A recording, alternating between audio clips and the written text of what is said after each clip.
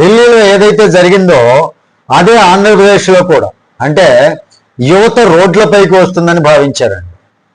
కానీ అలా జరిగిందా? డిఎస్సి అక్రమాల పేరుతో వైఎస్ఆర్ కాంగ్రెస్ పార్టీ ఇచ్చినటువంటి ఉద్యమ పిలుపు ఏదైతే ఉందో ఆ పిలుపుకు ప్రజల నుంచి ఆశించినటువంటి స్పందన వచ్చిందా, లేక ఇది పూర్తిగా రాజకీయ వ్యూహంగానే మిగిలిపోయిందా? ఈరోజు ఈ మొత్తం వ్యవహారాన్ని ఒక్కో కోణంలో విశ్లేషించే ప్రయత్నం చేద్దాం. డిఎస్సి నియామకాల్లో అక్రమాలు జరిగాయని ఆరోపిస్తున్నటువంటి మాజీ ముఖ్యమంత్రి వైఎస్ జగన్మోహన్ రెడ్డి గారు పెద్ద ఎత్తున ఉద్యమానికి పిలుపునిచ్చారండి. నీట్ వివాదం తర్వాత దేశవ్యాప్తంగా జరిగినటువంటి నిరసనలను ఉదాహరణగా చూపిస్తూ ఆంధ్రప్రదేశ్లో కూడా యువత పెద్ద ఎత్తున స్పందించాలని కోరారు. విద్యాశాఖ మంత్రి నారా లోకేష్ రాజీనామా చేయాలని కూడా డిమాండ్ చేశారు. వైసీపీ ఆరోపణల ప్రకారం డిఎస్సి ప్రక్రియ ఏదైతే ఉందో ఆ ప్రక్రియలో అక్రమాలు జరిగాయని, స్పోర్ట్స్ కోటా ఎంపికలపై కూడా అనుమానాలు ఉన్నాయని ప్రభుత్వం పూర్తి వివరాలు వెల్లడించాలని వారు కోరుతున్నారు. అయితే ప్రభుత్వం ఈ ఆరోపణలను పూర్తిగా ఖండిస్తోందండి. అధికారుల ప్రకారం డిఎస్సి నియామకాలు ఏదైతే ఉన్నాయో ఆ నియామకాలు నిబంధనల ప్రకారమే జరిగాయని, ముఖ్యంగా స్పోర్ట్స్ కోటా ఎంపికల విధానం గురించి ఇప్పటికే పలుమార్లు వివరణ ఇచ్చామని కూడా చెబుతున్నారు. ప్రభుత్వం చెబుతున్నటువంటి మరో అంశం ఏంటి? ఈసారి 16,000కు పైగా ఉపాధ్యాయ పోస్టుల భర్తీ చేయడం ద్వారా ఎన్నో సంవత్సరాల తర్వాత భారీ స్థాయిలో నియామకాలు జరిగాయని, దీన్ని రాజకీయంగా వివాదాస్పదం చేయాలని ప్రతిపక్షం ప్రయత్నిస్తోందని కూడా ఆరోపించారు. ఇక్కడ రాజకీయ విశ్లేషకులు చెబుతున్నటువంటి మరో అంశం కూడా ఆసక్తికరంగా ఉందండి. ఒకవేళ ప్రజల్లో నిజంగా తీవ్రమైనటువంటి అసంతృప్తి ఉంటే పార్టీల పిలుపుతో సంబంధం లేకుండానే పెద్ద సంఖ్యలో యువత రోడ్లపైకి వచ్చేటటువంటి అవకాశం ఉండేది.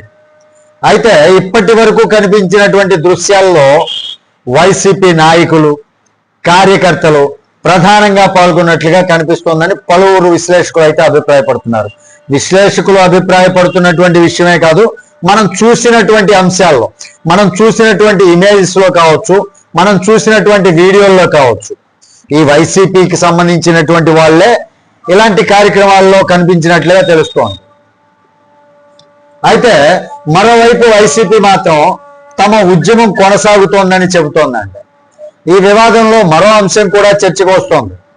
గత వైసీపీ ప్రభుత్వ హయాంలో ఏపీపీఎస్సీ నియామకాలపై వచ్చినటువంటి వివాదాలను అధికార పక్ష నాయకులు ఇప్పుడు ప్రస్తావిస్తున్నారు.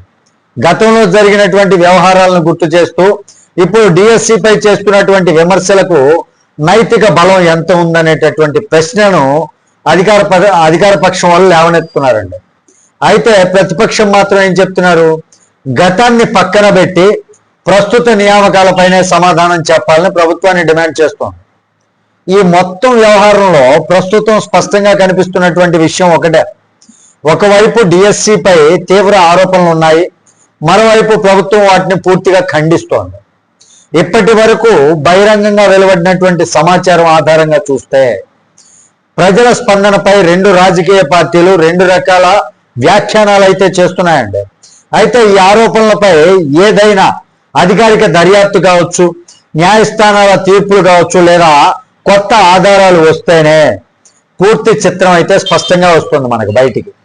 అంతవరకు ఇది రాజకీయ వాదనల మధ్య కొనసాగుతున్నటువంటి ప్రధాన వివాదంగానే కొనసాగుతుందన్నమాట, అంటే కనిపిస్తుందన్నమాట. డిఎస్సి ఈ వివాదం ఏదైతే ఉందో ఈ వివాదంపై మీ అభిప్రాయం ఏంటి? ఈ ఆరోపణలో నిజం ఉంది అని మీరు భావిస్తున్నారా, లేక ఇది పూర్తిగా రాజకీయానికి సంబంధించినటువంటి పోరాటమేనా? మీ అభిప్రాయాన్ని కామెంట్ రూపంలో తెలియజేయండి. వీడియో నచ్చితే ఖచ్చితంగా లైక్ చేయండి, షేర్ చేయండి. ఇలాంటి లోతైనటువంటి రాజకీయ విశ్లేషణల కోసం మన ఛానల్ని సబ్స్క్రైబ్ చేయండి. Thank you. జై హింద్.